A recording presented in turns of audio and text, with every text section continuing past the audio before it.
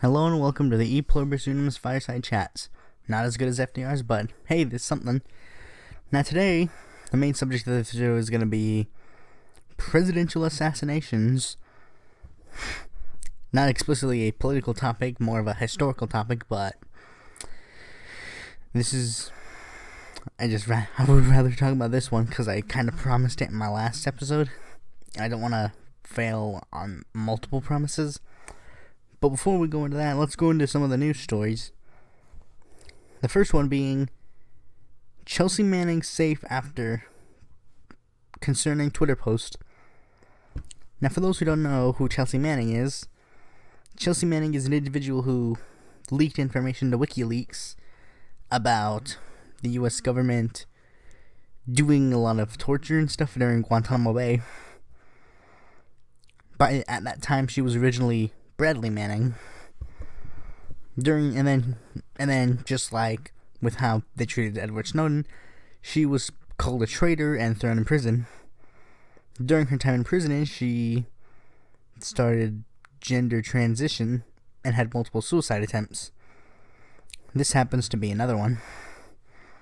For those who don't know what the tweet itself was, it was a picture of her standing at the edge of a building with the caption, "I'm sorry." And now, of course, this was a big red flag because it's like Chelsea Manning has a history of suicide attempts.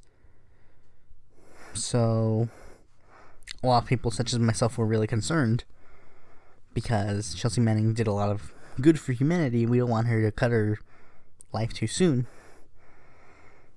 Especially considering now she's actually currently running for Congress in Maryland. Now, like I said before, she's safe, she's with friends, and she's currently going through like her life.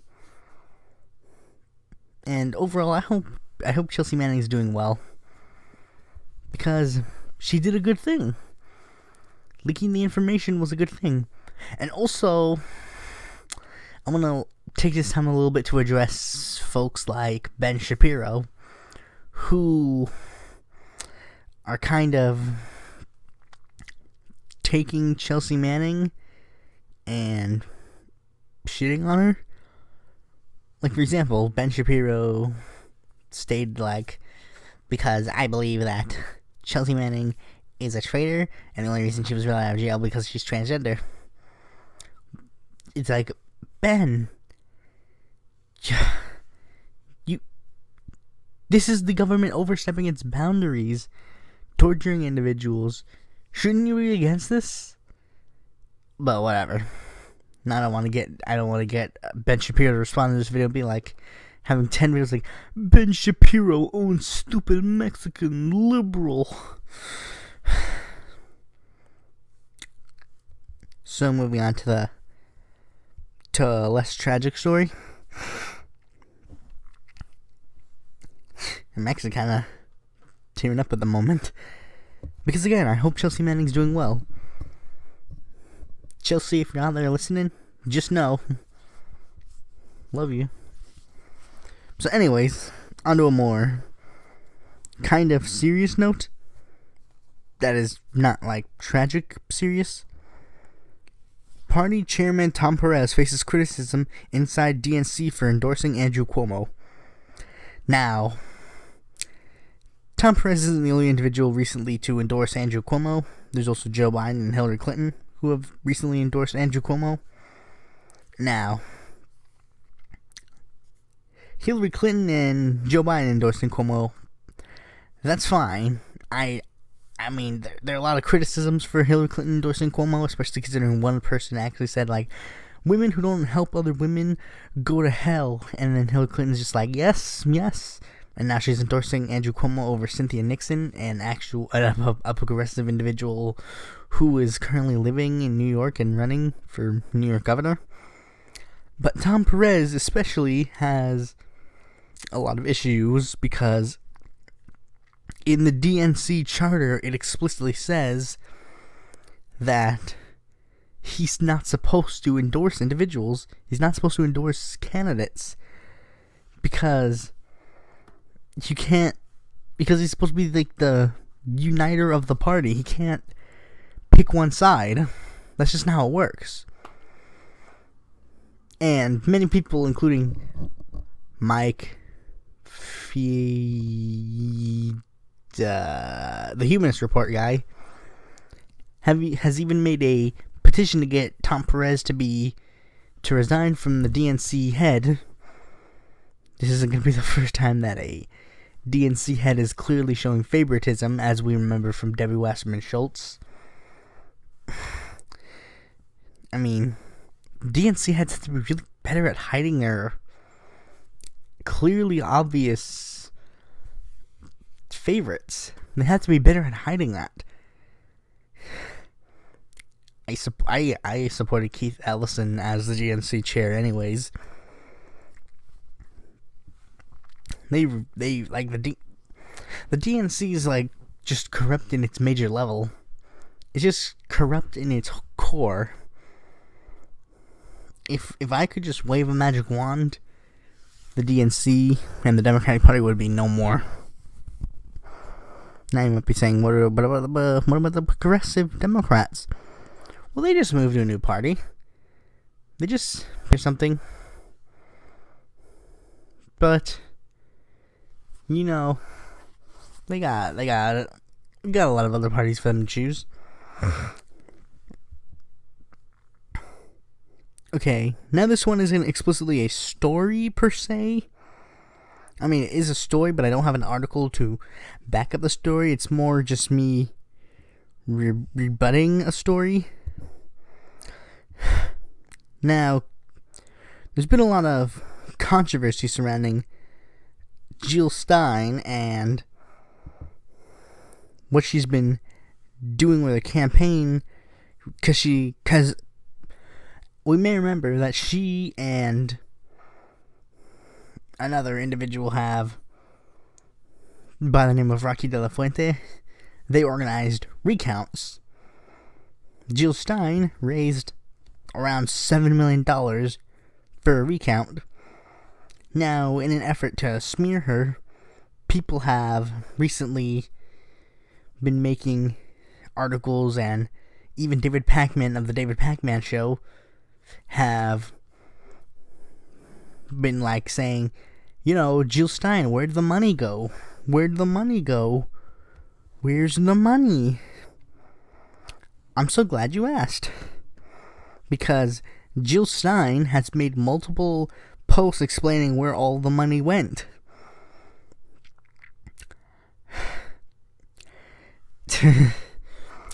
Now, am I particularly worried for this? Of course not, because the innocent have nothing to hide. Jill Stein is innocent. She's not a Russian spy. She's not Putin's puppet. She's not Putin's bitch. She's not anything like that. She's innocent. She's got nothing to worry about. And am I worried that the Green Party will get discredited? Of course not. The Green Party's been through this kind of controversy before. They went through this whole controversy with George Bush and Ralph Nader. And Ralph Nader pretty much went through just fine. He took it like a boss. Just like, it's not true. You just gotta look at the facts. That's just not true. Now, if Jill Stein were to come on my show, that'd be great, and maybe we could just talk about her being innocent and all. I can't wait for CNN to label me like Jimmy Dore and call me a far-left conspiracy theory channel. It's just people inherently believe that since I don't believe in the Russian thing to begin with, that I'm just some crazy right-wing nut, when I'm just not. I just like everything, you have to give me evidence to back up a claim. And nobody has given me evidence to back up the claim that the Russia thing even happened to begin with. Like, if you're gonna come over to me and be like, Jill Stein's working with Russia and hiding all the election funds, you gotta give me evidence that the Russia thing is happening to begin with. I just don't believe that it's a thing. Okay. Now we're going to be discussing the political party of the day.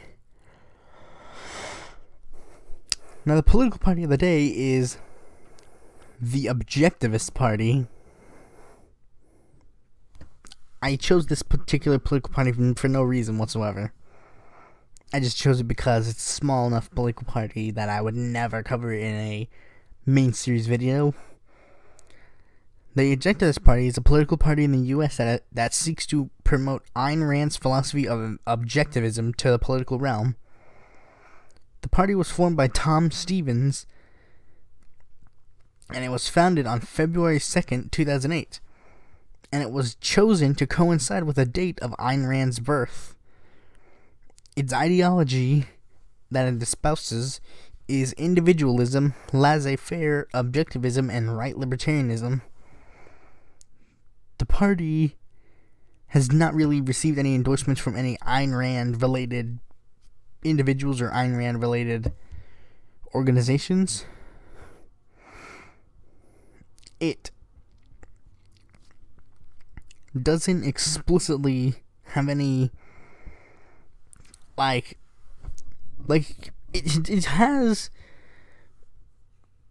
they've only existed for 3 presidential elections.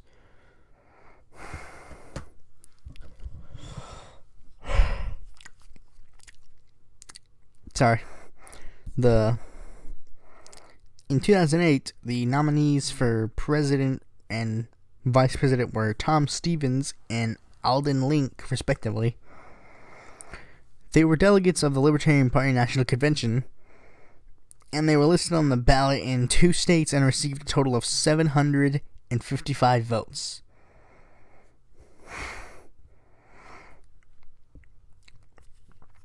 Then, in 2012, those individuals were selected again to be the presidential candidates.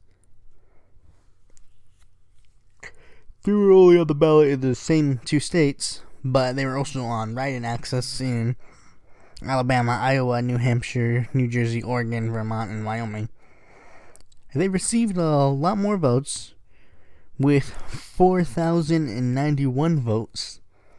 It's a rather interesting vote count. Now, 2016 was when it gets kind of weird. You see, because rather than Stevens and Link run again, they decided not to support any candidates, and they decided not to run candidates in 2016. Rather, they endorsed the 2016 campaign of Mike Huckabee. I don't particularly understand. It doesn't particularly say why Huckabee over all the other candidates. But maybe Stevens and Link had a reason. And then after Huckabee lost, they endorsed the candidacy of Donald Trump. Mostly, I think they kind of did the whole Dapperton vocab style of voting. For those who don't know, because I'm pretty sure none of you really know about Mr. Dapperton, he like many others, tried to create a new political ideology called vocaps, which are basically anarcho-capitalists who vote. Basically, the idea is, if there's a rabid socialist who's running against a rabid capitalist, you vote for the capitalist over the socialist. Now, this doesn't really, they can vote for whoever they want. I don't really care. And they can create their own ideology. I would actually try to create my own ideology. Well, I wouldn't try to create a new ideology, but rather give a name to an ideology. This is kind of off topic, but it's just a really stupid idea I had. Like, an idea I had was to create a new label for progressives called classical progressivism. To combat how there are a lot of progressives who are like the blue-haired college students that are like, I'm going to... You have to call me a Go-Gurt tube. But, I mean, it'll basically just be how progressivism is normally. Like Teddy Roosevelt and all those other, Teddy Roosevelt, Eugene Debs, Bernie Sanders, those kinds of people. But, it's just the way it is, the way the world works. Okay, now on to the actual main topic of the video, presidential assassinations. This is going to be a pretty long episode, I guess. And if it clearly shows that it's going to be running too long, I'm gonna have to make it a two-parter. So, we're going to be starting with the assassination of Abraham Lincoln. Lincoln was the first president assassinated. He was assassinated by John Wilkes Booth on April 14th, 1865, while attending the play Our American Cousin at Ford's Theater. Basically, now, this was actually... I find this one rather fascinating because of the fact that many people don't realize that Lincoln wasn't the only target. They were actually planning to attack multiple people. So here's a basic rundown of what happened. After the Civil War was pretty much wrapping up, Lincoln, John Wilkes Booth, he wanted to basically get revenge for the Confederate States of America and bring America or the Union into shambles. So he and a couple of other individuals decided that they were going to kidnap Abraham Lincoln and then force the world to, force the Union to officially declare that the Confederacy gets to be its own country and never intervene again. But Wilkes secretly was going to kill Lincoln, while the other ones were going to be like, whoa, we didn't do that. But then eventually, Wilkes just basically told two of his co-conspirators, yeah, I'm going to kill Lincoln. You want in?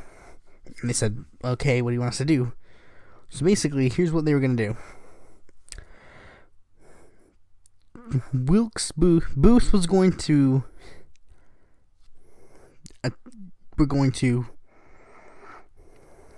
Oh, I'm sorry, I forget to mention the names of the individuals. Wilkes and his two co-conspirators were called Lewis Powell and George Atzerodt. Okay, so here's what their plan was. Booth, Atzerodt, and Powell were going to kill the three individuals who were at the head of the United States of America. Booth wanted to get Lincoln. Atzerodt was going to get Johnson. And Powell was going to get William H. Stewart, the Secretary of State. So basically, they were going to kill all three of them, and then, well, they were going to just, without the three heads they were going to, pretty much, the United States would be in shambles. So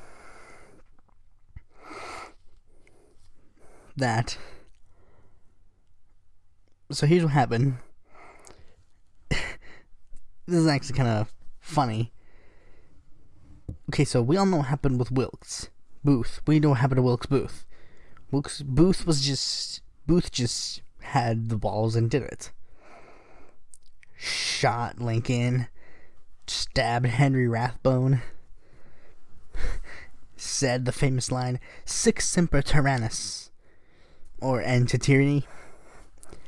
He just went through with it.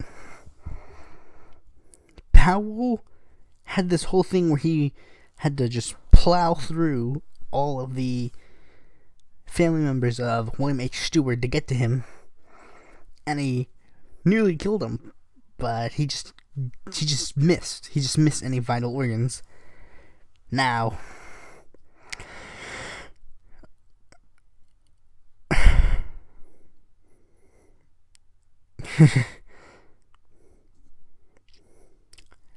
this is the most hilarious thing. Arzadat. Here's what happened. Arzadat was going to kill Vice President Andrew Johnson.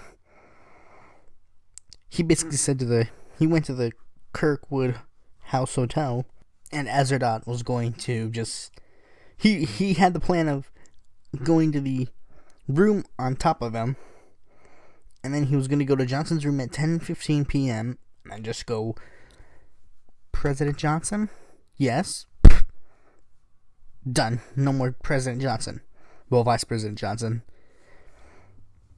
But he then he was like, he decided to head to the bar instead, and was talking to the bartender about how Johnson acted and how he looked and stuff. Eventually, Arzadat got drunk. Yes, he had this whole plan and he got drunk. He pretty much chickened out at the last second and then just drank his pain away.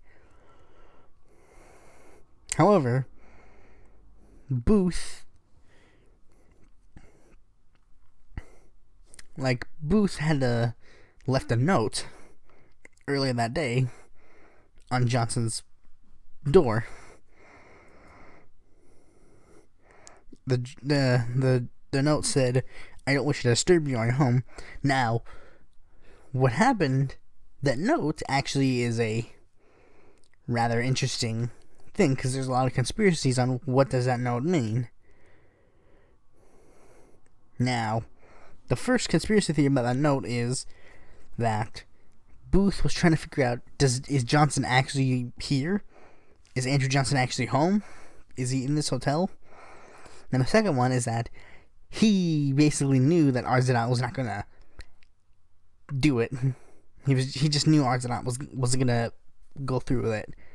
So he decided instead he was going to just frame Johnson and pretend that he had a part in it. Now, the story that ends with it is pretty simple. Booth travels to the southern states. They find him, and he dies in a police shootout. That story is pretty much the same. Pretty much everybody knows that story. Now, the next story is the one about James A. Garfield's assassination.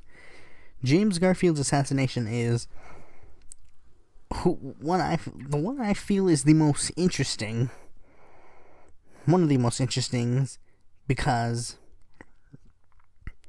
he was really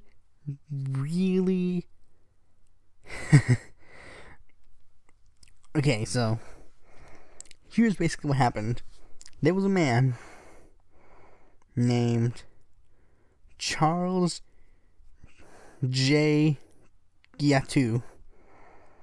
Sorry if I mispronounced that name. Well, I mean,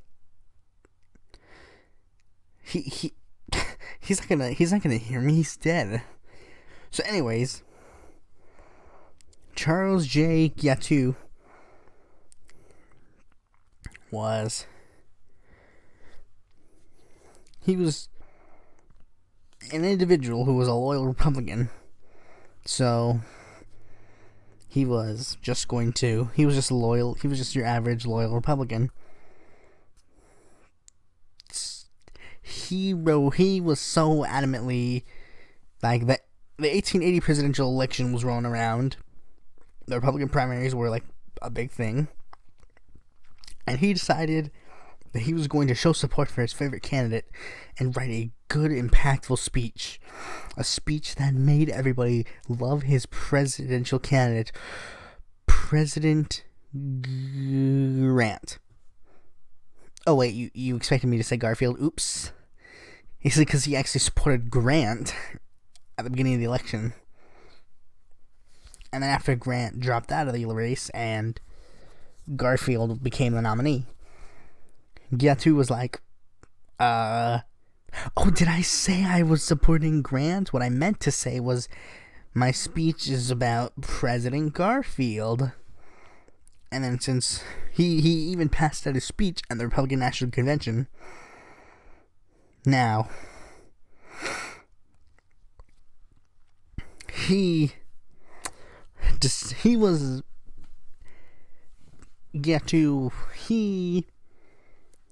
felt that his speech was so impactful to Garfield winning the nomination and inevitably winning the presidency. He felt that his speech was so important to that he demanded that Garfield give him a spot on the cabinet. He didn't even ask for a cabinet. He said that he should be awarded the position of being the ambassador to Vienna, and then changing his mind and saying, oh no, I want to be the ambassador to Paris.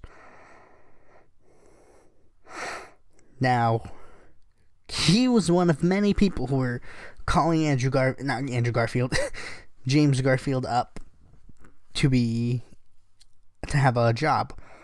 However, Garfield and Chester Alan Arthur were both against the spoil system, so they weren't even so even if they thought that the speech was important, they weren't going to give him the job anyways.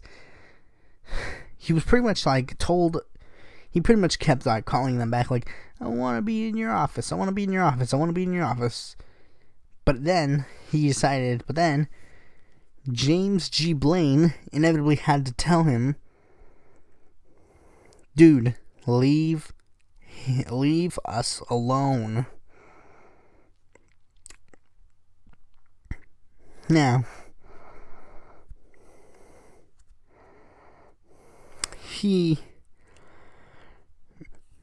Gyatt was even told that he believed that God gave him a message saying to kill Garfield. He was clearly insane. He was a clearly insane man who shot the president, who it seems to be one of two possible individuals who just were like, I'm just gonna kill the president. Don't take that out of context. Taking that out of context is gonna be really terrible for me. So anyways, Gyatt was, well, I mean, it's pretty much the end of the story. He died. After that, he pretty much died.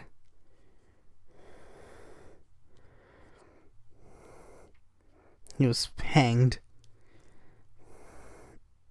And that's it for the assassination of President Garfield. I mean, he was pretty much bedridden for the most of his presidency anyway, so there wasn't really much of an instance. Now, President McKinley's assassination was really interesting because there are a lot of individuals who have covered this, because his is one of two openly political reasons why he was assassinated. Him and Lincoln are the only two presidents that have openly confirmed presidential assassinations that have a political motive. Now, the individual who shot McKinley was an anarchist. Not the Adam Kokesh style anarchist, but like a pure-blooded, I guess he would be a left-wing anarchist. like a socialist anarchist, like an anarcho-syndicalist, like Noam Chomsky, except, not instead of speaking philosophy, he speaks with weapons. So anyways, the individual in question is Leon. I'm not going to say his last name, and I'm going to butcher it. Basically, here's how he actually got away with the assassination. He got away with the assassination because he actually had a whole, he hid his gun in a handkerchief, and he when he did that, he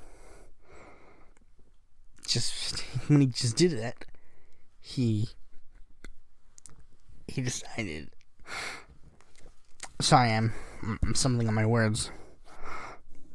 Like when he, it was a hot summer day. So when he had the handkerchief, they didn't pay him any mind. Whereas, if it was any other day, they would have been like, "Sir, why is your hand obscured?" They just thought he was gonna. So when he went to shake McKinley's hand, he would just go pop, and that was the end for McKinley. Now, I believe the story goes that McKinley had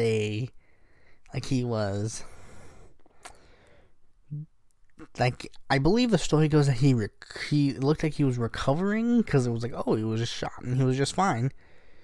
But then gangrene kicked in, and it was like, oh no.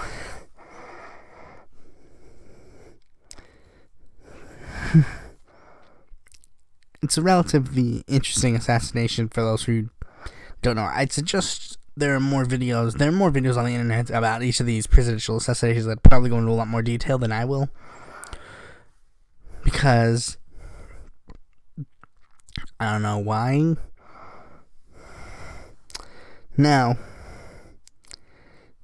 this one is the most interesting one, because this is the one that is apparently shrouded in the most mystery, and people won't stop giving information like, oh, actually, here's the different solution. And it's the assassination of President John Fitzgerald Kennedy. Now, we all know how the story goes. The story goes very simple. President JFK was driving around, minding his own business, and then pop. Now, there are many things people don't understand that I would like to clarify. So, some things that I would like to clarify. One, the bullet curve. Everybody keeps bringing up the bullet curve. Like, how did the bullet curve? The bullet went through JFK and then it went through the governor. How did it curve? Many people don't realize how JFK was sitting. JFK was sitting in a certain position. It was actually elevated to a point.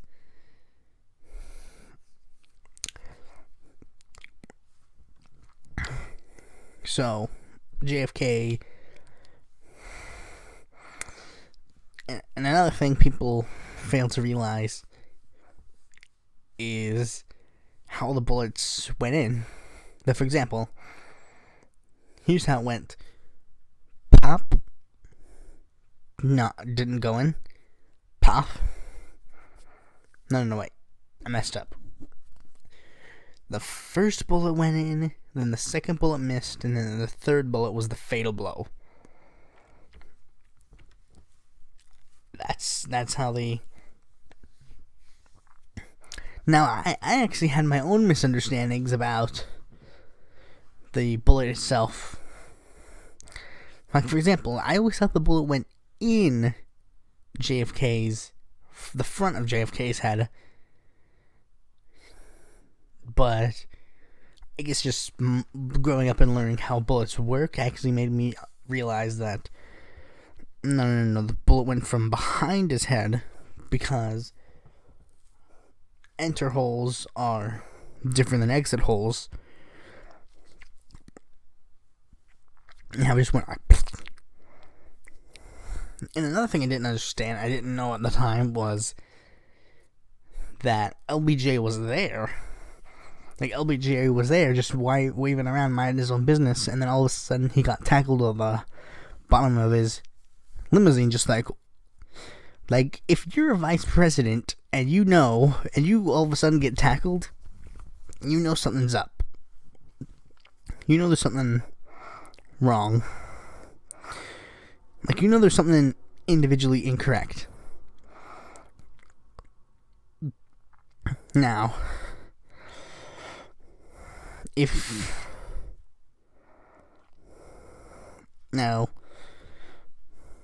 another thing that, like, there've been a lot of conspiracy theories about. I guess I'll delve in a bit of the conspiracy theories.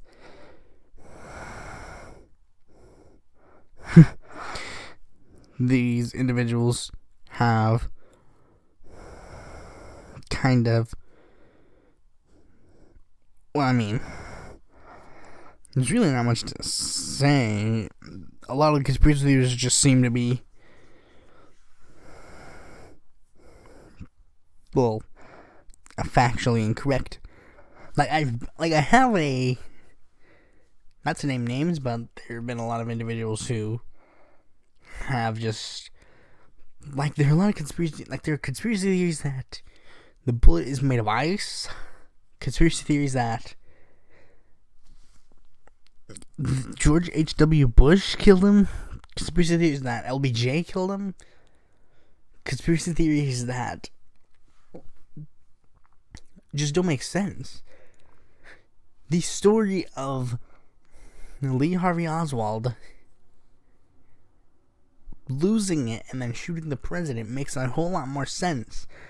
Just makes logically more sense than, the CIA the CIA killing him conspiracy theory. I feel is like one of the absolute worst ideas that, like, the worst conspiracy theory, because it's like, why did they kill him? Why would they kill him? Oh, they killed him because of the baked pigs. Sure, that makes a total sense. There's some people who believe that he was killed because of the civil rights movement. That JFK was so adamantly in favor of the civil rights movement that they just had to take him out. LBJ was, like, way more in favor of civil rights than JFK. Not definitely criticizing that JFK was kind of lax on the civil rights issue. But, you know,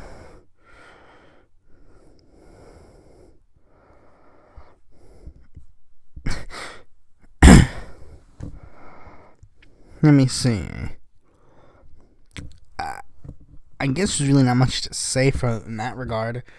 Like, I thought there'd be a lot more to talk about in this video. I thought we'd have a lot more time.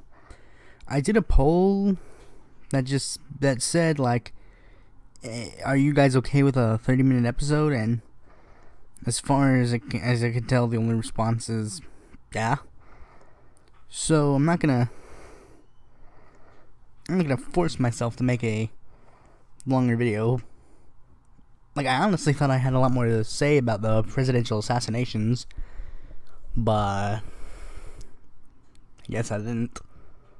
So, I guess I'll just point you into a different direction for better content. Like, I'd recommend Hip Hughes. I think he did a video on all of them, all the presidential assassinations. So yeah, I guess that's it. Thanks for watching this relatively short podcast. I know this isn't exactly what you expected, but like I said, hey, it's something. Now I know next week I'll probably have a better podcast. If I don't, I learned this, and I won't do this again, because here's what I discovered. If I promise an episode about something beforehand, it stinks. But if I